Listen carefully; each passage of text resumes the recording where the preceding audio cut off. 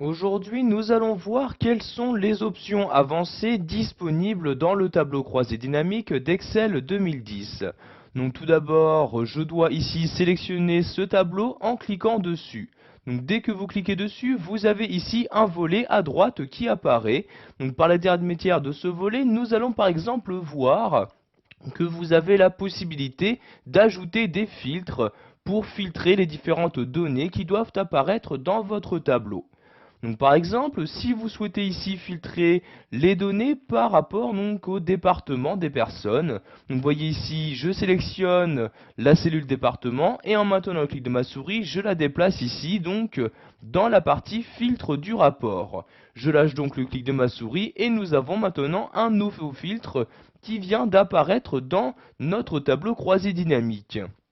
Pour l'utiliser, je n'ai juste qu'à cliquer ici sur la flèche comme ceci et je choisis par exemple ici, comme c'est le cas donc dans cette vidéo formation, quel département je souhaite afficher. Donc par exemple ici, je sélectionne le département Indre-et-Loire, puis je clique sur OK comme ceci et maintenant donc il ne va y avoir que les personnes correspondant à ce département qui vont s'afficher dans ce tableau. Si je reclique ici sur ce bouton-ci, je peux de nouveau changer donc les critères de filtre. Si vous souhaitez filtrer donc en affichant les personnes de plusieurs départements, vous allez devoir ici cocher cette case-là pour pouvoir sélectionner plusieurs éléments. Maintenant, vous avez différentes cases qui sont apparues, vous n'avez juste donc qu'à cocher les cases. Donc par exemple ici, je vais afficher les personnes habitant également donc dans l'Indre-et-Loire, le Cher et le Cantal comme ceci. Je clique ensuite sur OK pour valider mes changements et voyez donc ici par exemple 3 nouvelles personnes se sont insérées dans mon tableau. L'avantage d'utiliser ce tableau croisé dynamique est que par exemple si je le souhaite, je peux ajouter un autre filtre de rapport. En effet, je n'ai juste qu'à sélectionner un autre filtre. Par exemple ici je vais prendre le sexe, je clique, je maintiens le clic de ma souris et je le déplace toujours ici donc dans le filtre du rapport. Je lâche donc ici le clic de ma souris. Donc tout d'abord, je vais rajouter donc un certain nombre de personnes en cliquant sur cette flèche-ci. Je vais par exemple ici descendre à l'aide de l'ascenseur et sélectionner ici Paris, Orne et l'Oise et je clique ici sur OK.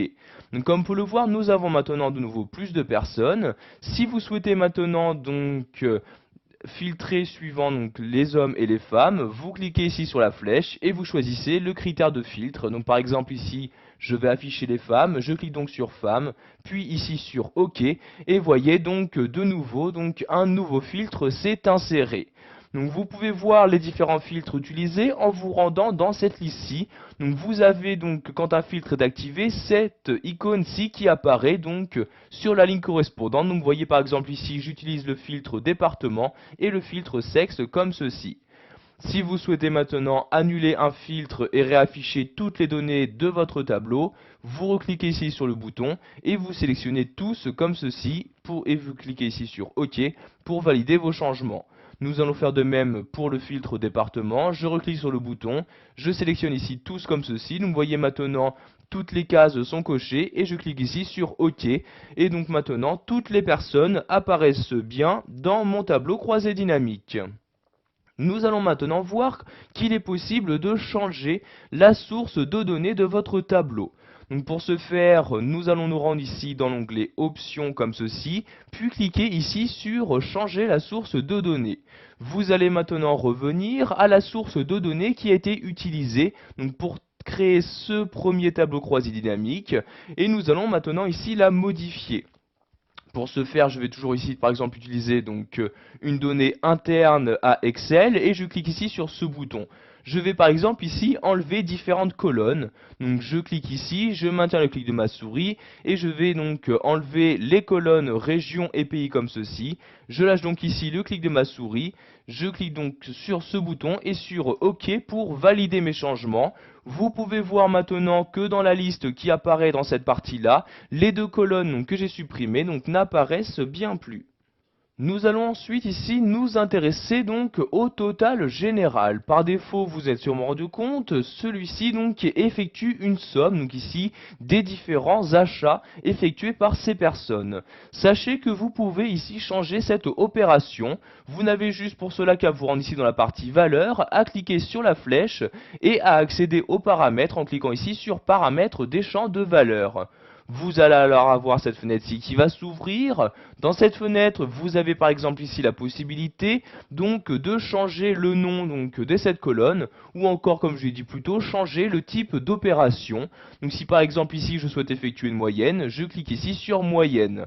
Donc vous avez bien évidemment automatiquement donc le nom qui est changé. Donc maintenant il s'agit bien de moyenne de total des achats, et je clique ensuite sur OK pour valider mes changements. Et vous pouvez voir que maintenant sur la ligne totale générale, il ne s'agit plus de la même valeur. En effet, maintenant il s'agit juste d'une moyenne et non plus d'une somme des différentes valeurs disponibles dans cette colonne-ci. Si vous avez effectué différents changements dans votre tableau croisé dynamique, mais que ceux-ci donc ne sont pas apparents, vous avez peut-être besoin de l'actualiser. Donc pour ce faire, vous vous rendez dans l'onglet Options et cliquez ici sur le bouton Actualiser. Vous allez donc avoir les différentes données qui vont se mettre à jour si nécessaire. Pour finir, nous allons voir qu'il est possible de masquer différents éléments donc présents. Par exemple ici, ce volet à droite ou encore les en-têtes de champ, etc. Pour les masquer, vous restez toujours dans l'onglet Options, mais cette fois-ci, vous allez à droite. Donc il s'agit ici de ces trois éléments. Donc vous voyez, si je clique ici sur liste de champs, celle-ci se masque, et il s'agit bien donc ici du volet de droite. Pour le faire réapparaître, je n'ai juste qu'à cliquer ici de nouveau sur liste de champs comme ceci. De même pour les en-têtes, je clique ici sur en-tête de champ pour les faire disparaître, et vous avez par exemple ici les étiquettes de ligne, donc la cellule correspondante, qui est maintenant masquée. Pour la réafficher, de même, je clique sur ce même bouton, et voyez, l'étiquette de ligne vient tout simplement de réapparaître. Voilà, nous avons vu dans cette vidéo formation comment utiliser les fonctionnalités avancées d'un tableau croisé dynamique. Vous savez donc maintenant comment filtrer les données présentes dans celui-ci, ou encore changer la méthode de calcul, etc.